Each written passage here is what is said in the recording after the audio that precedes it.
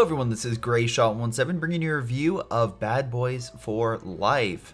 An honestly unexpected surprise of a movie directed by Adil El Arabi and Bal Fahal. And I have to give credit even though I cannot pronounce their names, apologies to both of you. Because, oh my god, this movie was a welcome treat. I was honestly surprised because typically this is a third in an action franchise, and I thought this would end up similar to Rush Hour 3 or any number of action sequels that just lose steam over time. But no, Bad Boys for Life continues the story of Michael Lowry and Marcus Burnett, which are both by Will Smith and Martin Lawrence, and it continues their partnership as they continue detective work for the Miami police. But the big thing is they're getting older. Martin Lawrence's character wants to retire after a family member has a child and is currently contemplating life. And actually this story, even though it's just another action sequel, has some really interesting moments, really heartfelt moments, honestly, that are well paid off. And I will be honest, that surprised me, the fact I was actually involved and interested in this story so much. Now, I will say this, for those who want a awesome movie with Will Smith and Martin Lawrence having great banter and dialogue, you are going to get that. Those who want an action set piece movie, you will absolutely get that. But I do have to highlight one key thing. While the music, in my opinion, is pretty good, the special effects of this movie are good for practical sense, but when it turns to more CGI, that's where you can tell they're kind of stretching the budget a little bit. Though I will also admit that the action sequences in this movie are really well done. For those who want an action movie, you will absolutely get your rewards through multiple set pieces involve car chases, gun battles, and fist fights galore. So if you're interested in that part of the movie, you will get it. But the reason I keep saying but is because Will Smith and Martin Lawrence are not the key focus of this movie for the majority of it. There is another group of characters. The trailer doesn't really highlight that. They involve Vanessa Hudgens, Alexander Ludwig, Charles Melton, and Paula Nunez, aka Kelly, Dorn, Ralph, and Rita. The reason I bring all them up is they're part of Ammo.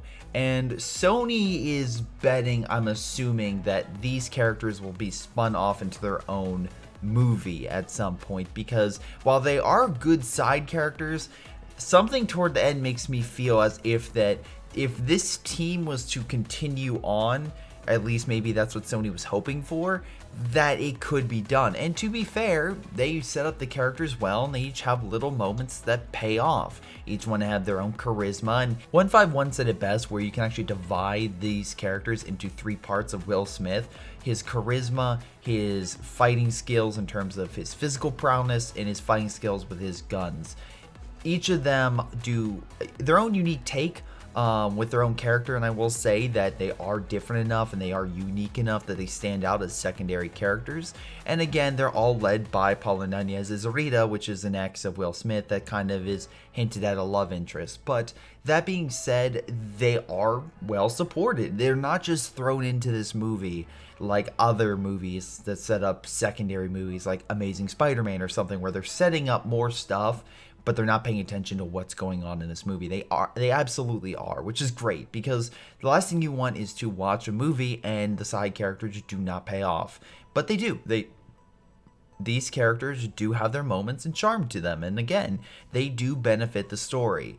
Maybe a little more leverage could have been done to make them play a bigger part, but Will Smith and Martin Lawrence are the main focus, and they do a really good job with the heavy moments, with the lighthearted moments, and there is some really good laugh out loud moments in this movie, I will be completely honest. And again, some of the trailers do kind of foreshadow that instance, but I will say the main plot of this, which I won't get into for spoiler's sake, is again really well done for a third in it. You feel emotionally involved with these characters, what they're going through, and you feel like this could be their final bout going against this criminal organization. So again, I know it may not be the Michael Bay-ness of 1 and 2, but that being said, it still feels as if Michael Bay's at the helm, but you can see it. There's actual story, the comedy works, and overall it's just a very good movie, so I will give it that. Again, This movie's still produced by Jerry Bruckheimer, which again kind of helped out with the previous ones, and Michael Bay does play a part in this movie as well. So just as a heads up in case people are worried that they played no part, no, they actually did. Actually, Will Smith also supposedly produced this movie too. So again, good for him.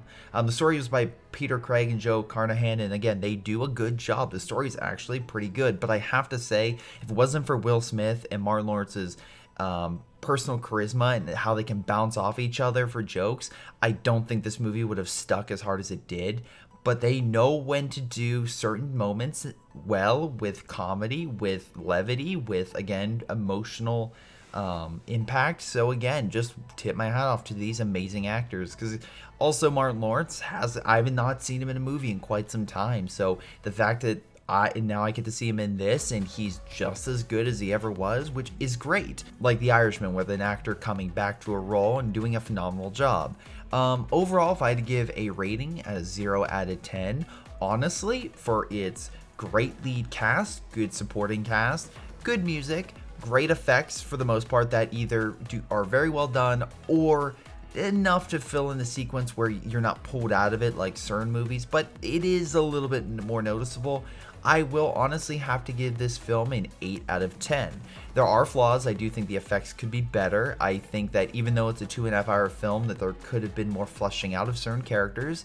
Though that being said, the story is really well done. Moments do add up, and you think a moment will not add into another, and it does. And like I said, it does feel like a conclusion to a story. Even if they want to continue on, it does feel like it is wrapping up these characters. So if it is their final round as these characters, both Will Smith and Martin Lawrence do a great job with that role. Unless you haven't seen 1917 yet, I would recommend that for just the experience. Just a pure, like, good old-fashioned action movie. This is definitely something to check out. So in any case, guys, this is it. This has been Greyshot17 recommending Bad Boys for Life. And again, you can vote for my next movie that I see on my Patreon if you want to support me there. Again, links down below. You can check it out. $1 a month, and you help support the channel, make it grow. So thank you so much to my awesome patrons. But otherwise, this has been Greyshot17. I'll see you all next time. Hello everyone, this is Greyshot. Before I go, I want to give a special shout out to Patreon supporters Josh, Milam, Joey G240, Just Thomas Plays, Spartycus, Rilfe, JrChicklis, Pyroshark, Ollie, Ace, GTA, and Jakub Ocwieja. Thank you all for your incredible support. This has been Greyshot17 and his amazing patrons, and I'll see you all next time.